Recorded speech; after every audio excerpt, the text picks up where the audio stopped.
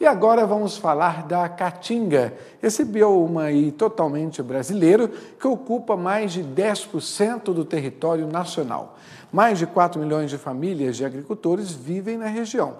E a Embrapa lançou uma nova plataforma que reúne esses dados e informações sobre a produção e as características do bioma. A ideia é ajudar os produtores e o poder público na tomada de decisões e contribuir com o desenvolvimento da região. Veja na reportagem de Leandro de Souza. Sabe como é? É só falar no bioma caatinga que todo mundo já faz uma ideia. Seca. Pobre. Falta de água, ração. Será? A ideia que se faz do bioma caatinga tem a ver com o baixo volume de chuvas, entre 200 e 800 milímetros. Aliás, o próprio nome caatinga tem relação com a secura. Foram os índios que batizaram esse bioma. Isso porque em tupi, caá significa branca e tinga, floresta. Então caatinga é floresta branca, porque durante o período mais seco, as folhas das árvores caem e deixam os caules brancos à mostra. É seco, não dá para negar.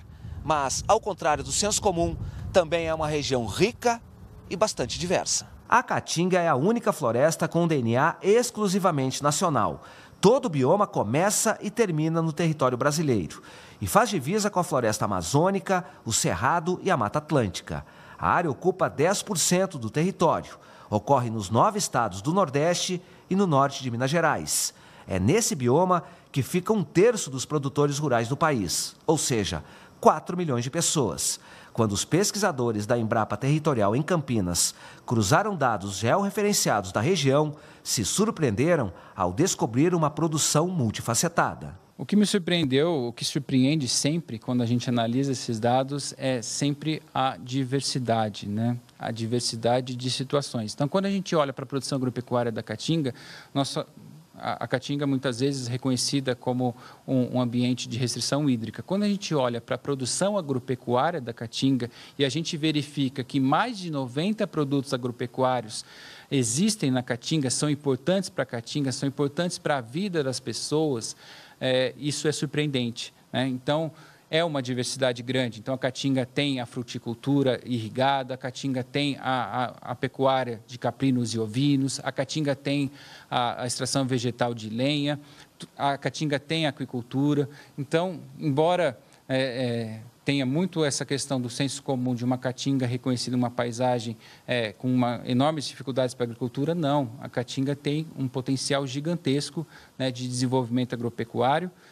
E essa diversidade mostra isso, essa diversidade de condições. Isso nós podemos observar sempre nesses dados da plataforma que demonstram essa variabilidade. É em plena caatinga, na região de Mossoró, entre os estados do Ceará e Rio Grande do Norte, que está a maior produção de melões do país. É lá também que o caju serve de matéria-prima para a elaboração de diversos alimentos, renda para as famílias. E o maior rebanho de caprinos do país vive na caatinga. O sistema Caatinga, desenvolvido pelos pesquisadores da Embrapa, mapeou cada um dos 1.130 municípios da região.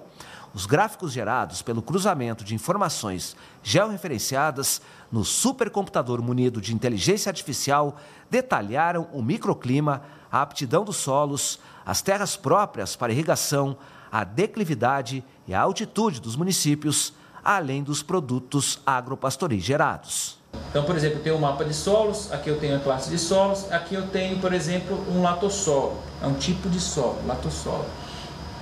Quando a gente olha esse mapa, o senso comum fala assim, olha, a gente vai olhar para esse mapa, aqui a gente traz essa informação. O primeiro solo, o solo mais predominante, é o latossolo.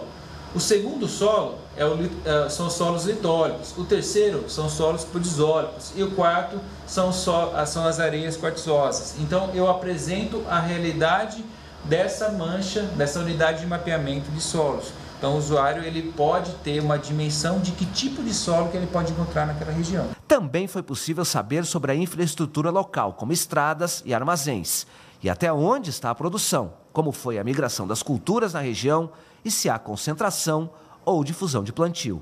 Foi assim que eles descobriram quase 90% das lavouras de algodão da caatinga localizadas numa única região.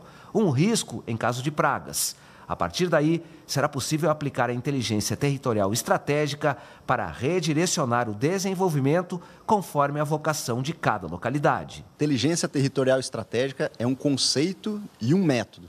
Esse conceito ele vai apoiar o desenvolvimento territorial sustentável por meio do descortinar dos nossos territórios. Então, trazendo o melhor diagnóstico, nós podemos entender esse território com precisão, para aí sim concebermos ferramentas e estratégias de gestão e monitoramento, para apoiar a tomada de decisão dos gestores públicos ou privados, para que a gente consiga ter os melhores, não só diagnósticos, mas também as melhores práticas, produtos e processos que vão ser o alicerce do desenvolvimento desses territórios. Os milhares de mapas que podem ser gerados vão ajudar os gestores públicos a atraírem e induzirem os investimentos privados.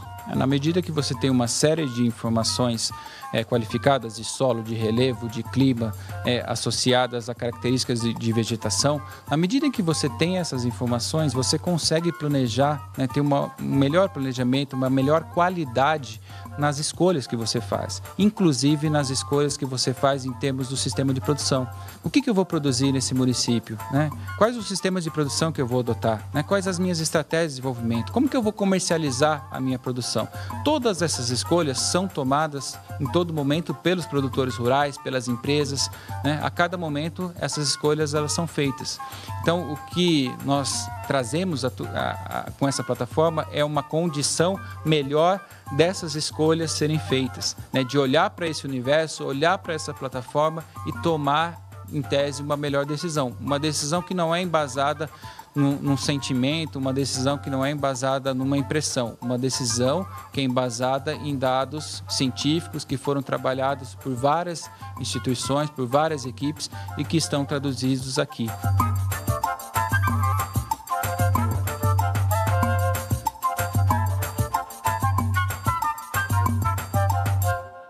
Agora o assunto